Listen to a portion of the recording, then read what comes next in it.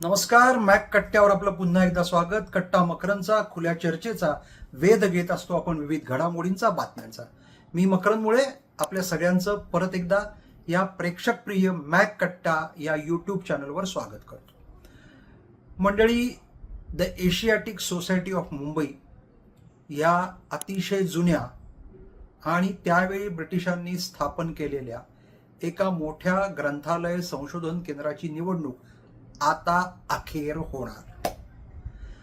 होणार एवढ्या करता की ही निवडणूक काही 2-3 वेळा पोस्टपोन करण्यात आली, रद्द झाली.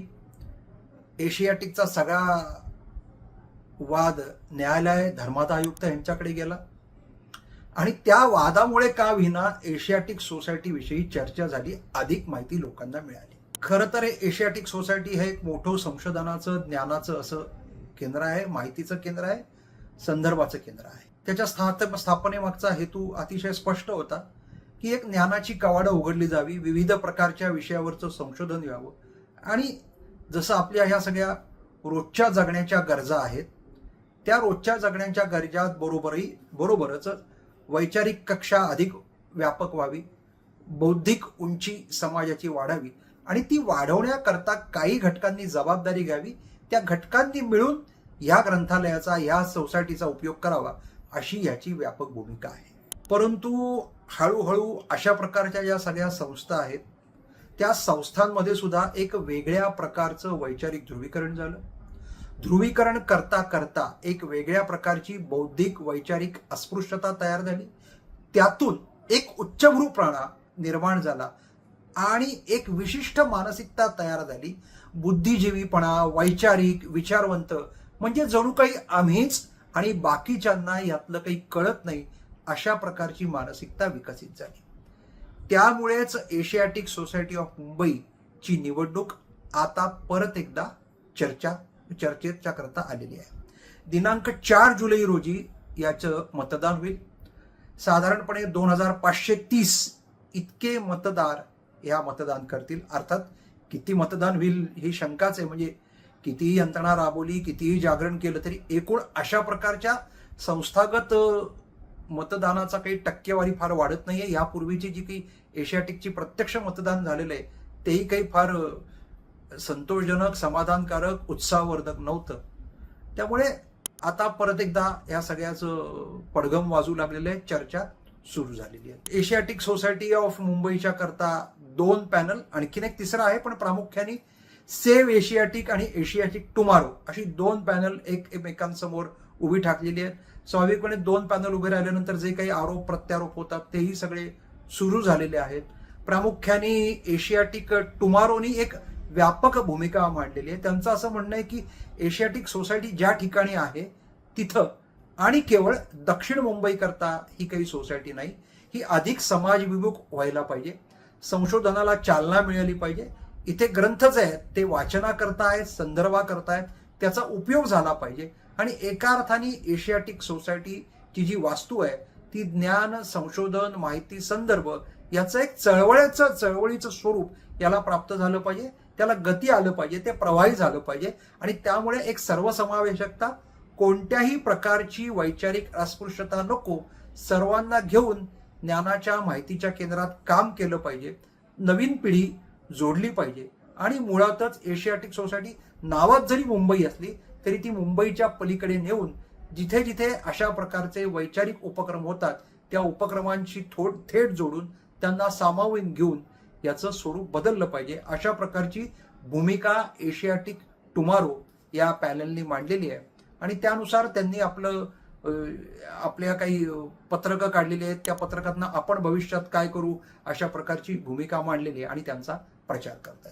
प्रामुख्याने सेव्ह एशियाटिकची जी भूमिका होती ती मुळातच सेव्ह एशियाटिकच्या एकूण भूमिकांमुळेच की काय, कदाचित कोर्ट कचेऱ्या किंवा धर्मादायाकडे जाणं वाढलं की काय, अशी संशय घ्यायला जागा आहे.